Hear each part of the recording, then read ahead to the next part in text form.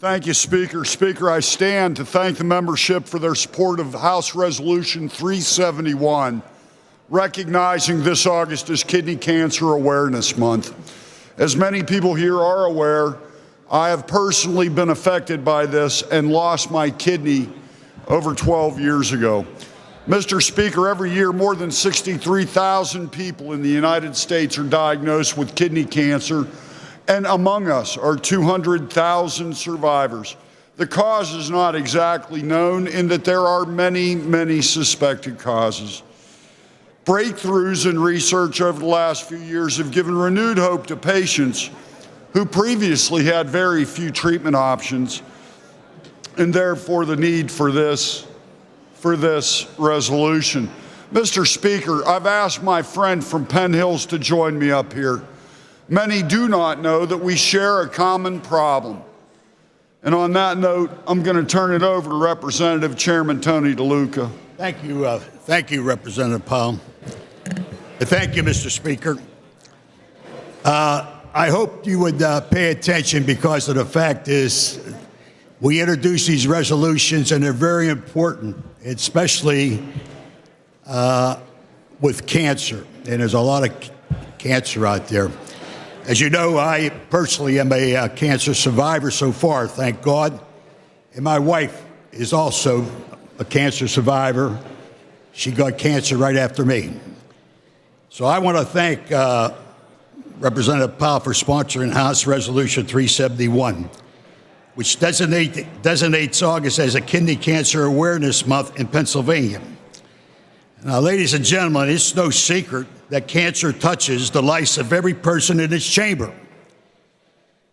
It's an unwelcome visitor, but one needs no special clearance to get through the door. Across this city, this state, this nation, and the world, cancer remains one of the last puzzles for medical science to solve. And while many pieces of that puzzle have been put in place, we're still working on completing a full picture by such resolutions as Kidney Cancer Awareness Month. We hope we are bringing attention to another vital tool in the fight against cancer, the importance of early detection. Those signs include lumps, sores that fail to heal, abnormal bleeding, persistent indigestion, and chronic hoarseness. We can't stress enough the importance of early detection. Now, let me give you an example. When colon cancer is caught early, it has a 91% chance of 5 years survival rate. But if it's caught late and has spread to other organs, the survival rate drops to 11%. I know it's my hope and Representative Pyle's hope that the scourge known as cancer can be cured in this lifetime. Members, if you can, please take your seats. Representative DeLuca, please suspend just for a moment. All members, please take your seats. Any conversations off the House floor? Please close the doors to the House. Sergeant at Arms, please close the doors to the House. If anybody has to exit, please do so at this time.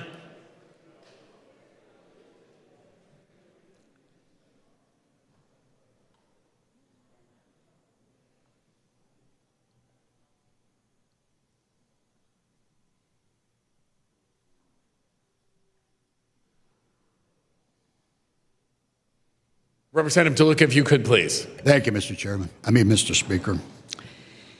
As I said, it's our hope that the scourge known as cancer can be cured in our lifetime, but if not, that we don't wait another 40 years for the future generation. By bringing attention to this important issue and recognizing the symptoms, getting help early, as we're doing today with House Resolution 371, may maximize someone else's is loss and pain. And let me just say to everyone here, I came up to Harrisburg here 2 years ago, felt good, went to have dinner, went to laid on a bed, 9 o'clock. I had a little tingling in my lip here. My daughter, who happens to be a nurse, says, "You better get to the emergency room because you might be having a stroke." Well, I wish it was, maybe a stroke would have been a little different than what I had. The doctors over at Pinnacle were fantastic. They gave me all the tests, and 2 o'clock in the morning, they said, "You go right to the hospital." I said, "Well, I'm not going to go up here. My family's back home in Pittsburgh." He said, "I want you to go right to the hospital." So I was fortunate to have my son-in-law up here, and I called them up, and they made arrangements to go right to the hospital. And here I had lymphoma here, was affecting my eyesight. But if I don't catch that, I probably wouldn't even be here today. So I thank Pinnacle and my daughter for hopefully being here a little longer. But my mother passed away from cancer, and we all have friends and family members who passed away. And we really don't realize, I didn't realize the magnitude of this illness. I really didn't until I was being treated down in the Illness Center there. And 19, 20, 25, 30. It really is an epidemic, ladies and gentlemen. And that's without the little kids in children's hospitals throughout this state and throughout this country. We are making progress, but it's taken a long time for that progress to take hold.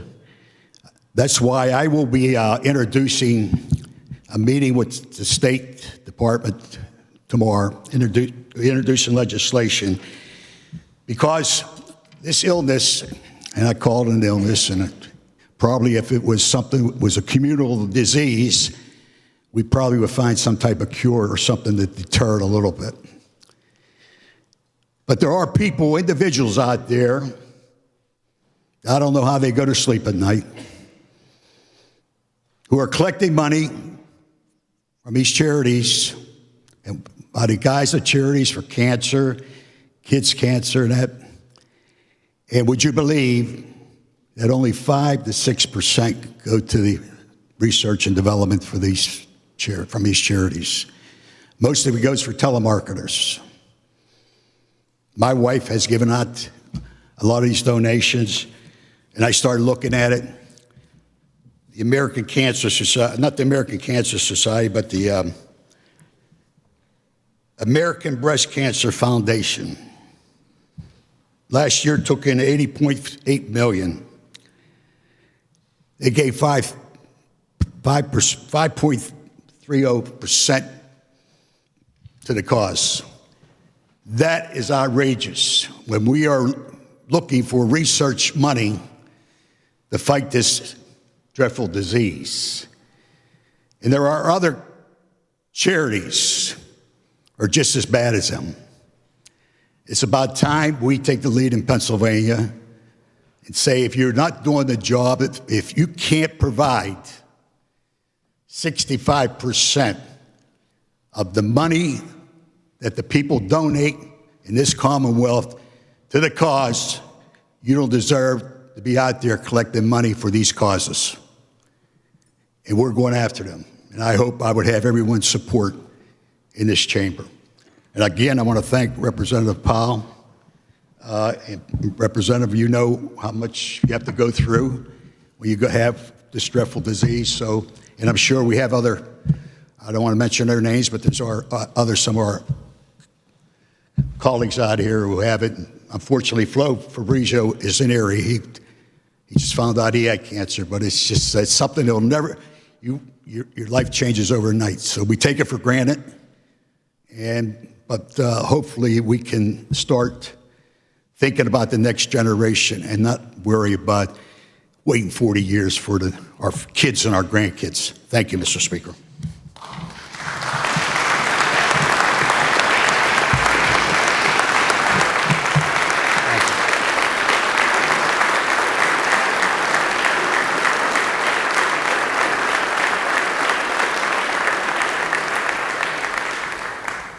Representative Pyle. Close this up, Speaker, by thanking my dear friend from Penn Hills. And we haven't talked about it, but I'm sure I speak for him. He and I hope you never know this. Thank you, Mr. Speaker. Thank you, sir. The Sergeant